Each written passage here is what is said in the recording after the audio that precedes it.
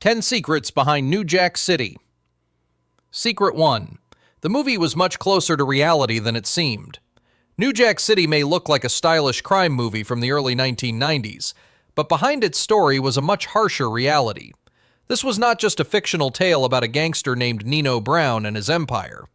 One of the film's writers, Barry Michael Cooper, had worked as a journalist before entering the film industry, writing about the real crack epidemic, street violence, and young gangs that were destroying American cities during the 1980s. His reporting on Detroit helped give the movie the feeling of a real street story, not just a Hollywood crime fantasy. That is why New Jack City hit audiences so hard. It had music, style, expensive suits, and the charisma of Wesley Snipes. But underneath all of that was a story about a real disaster. Crack was destroying families, taking over buildings, turning teenagers into street soldiers, and making the drug business look like a massive corporation. Because of that, the film worked not only as an action crime movie, but also as a warning. It showed viewers not just one villain, but an entire era where people like Nino Brown could rise. Secret 2. Nino Brown was inspired by real criminal empires. Nino Brown was not a direct copy of one specific criminal, but his character was clearly built from real stories about drug gangs in the 1980s. He is often connected to the Chambers brothers from Detroit, a group that became a symbol of the crack epidemic and the rise of street-level drug empires. In the movie, Nino takes over the Carter apartment complex and turns it into a closed fortress for selling crack. It looks like a powerful movie metaphor, but in real life, similar things really did happen. Real gangs could take control of entire buildings, control the entrances, and use apartments as drug spots, storage rooms, and production areas. That is why the Carter is not just a location in the film. It is a symbol of how crime can take over not only a business, but also the space where ordinary people live. The scariest thing about Nino Brown is not only that he is violent, the scariest thing is that his power looks organized, almost corporate. He is not just a street gangster, he is a man building a system. Secret 3. The story could have been completely different. One of the most interesting secrets behind New Jack City is that the story could have gone in a very different direction. Before the film became a symbol of the crack epidemic, the project was reportedly closer to a story about the older heroin era and a figure like Nicky Barnes. But Barry Michael Cooper helped reshape the material around the new reality of the late 1980s. Crack, fast money, young gangs, gold chains, loud street fashion, and destroyed neighborhoods. That decision completely changed the movie. Instead of an old-fashioned crime biography, it became a story about a new kind of gangster. Nino Brown does not feel like a classic mob boss from older films. He is younger, louder, more aggressive, and much closer to the world of hip-hop. His empire is not built on old rules, but on speed, fear, and the desire to become king immediately. That is why New Jack City felt so current in 1991. It was not talking about some distant past. It was talking about a problem that many viewers felt was happening right outside their doors. Secret 4. It was Mario Van Peebles' directorial debut. Today, New Jack City feels like the work of someone who knew exactly what he was doing. But for Mario Van Peebles, it was his first feature film as a director, and the risk was huge. The subject was heavy, the material was explosive, the cast was strong, and the movie was expected to be more than entertainment. It had to speak honestly about the crack epidemic, street violence, and the power of money. At the same time, Van Peebles did not only direct the film, he also played the police officer Stone. That means he had to control the actors, the pacing, the style, the violence, the music, the social message, and his own performance on screen all at once. For a directorial debut, that is a massive amount of pressure. But that pressure helped give the film its energy. Van Peebles did not make a dry crime drama. He made a movie that feels like a punch. Bright suits, sharp scenes, hip-hop energy, dirty streets, police, drugs, and the feeling of a city burning from the inside. For a first feature, it was a powerful entrance.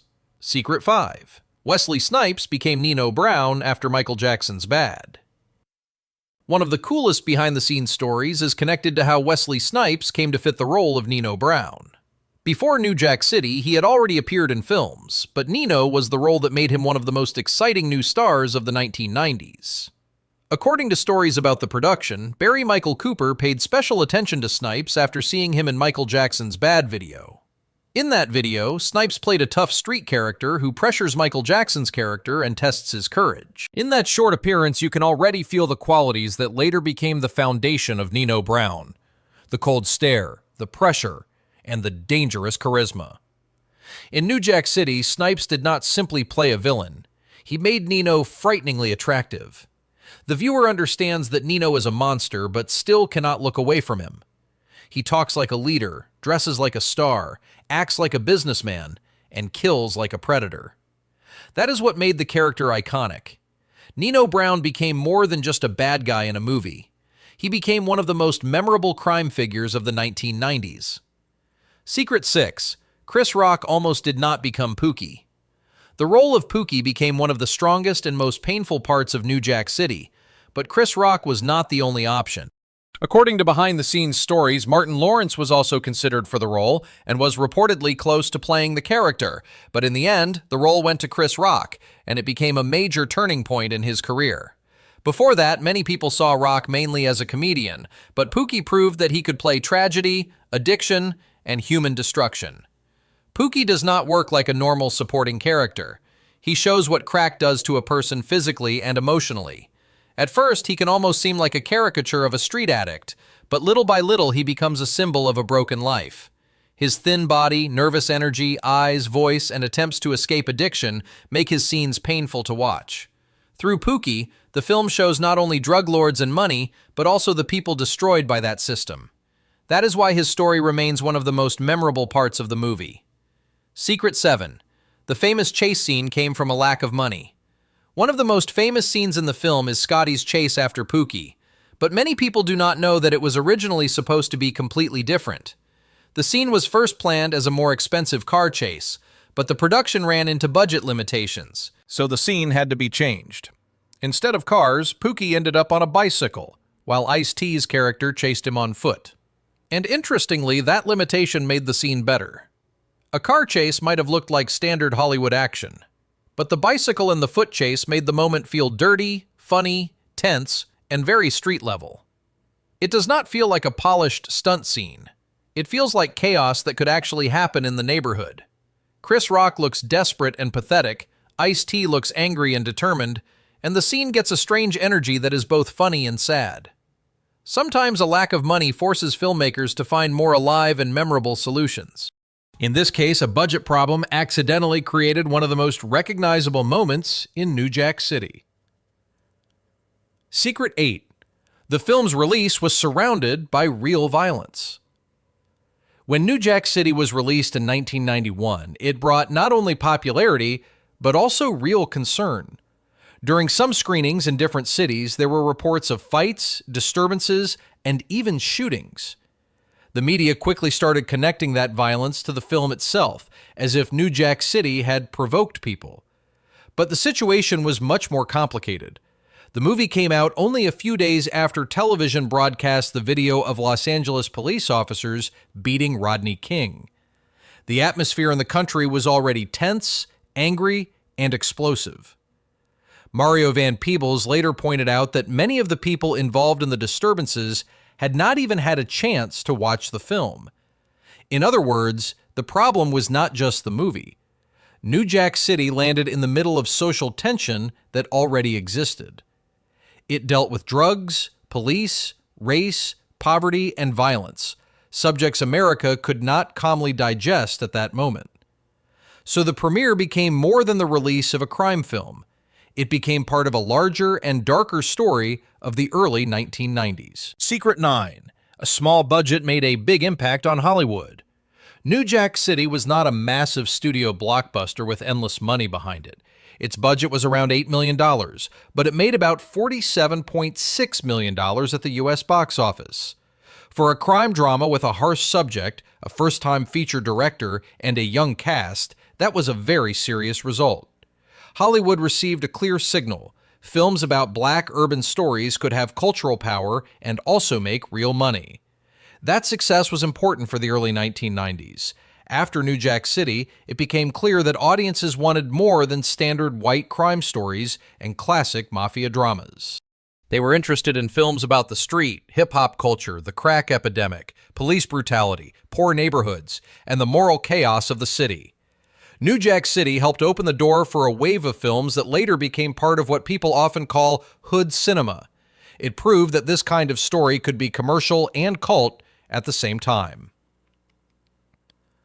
Secret 10. New Jack City influenced rap culture more than many people realize. The influence of New Jack City did not end after its theatrical run. The film entered hip-hop culture deeply and continued living through music, imagery, names, and quotes. Nino Brown became a character rappers referenced as a symbol of power, money, betrayal, and a street empire. The name Cash Money Records is often linked to the Cash Money Brothers from the movie, which shows how strongly the film influenced the language and imagination of the future rap industry. Another major part of the film's influence was the soundtrack.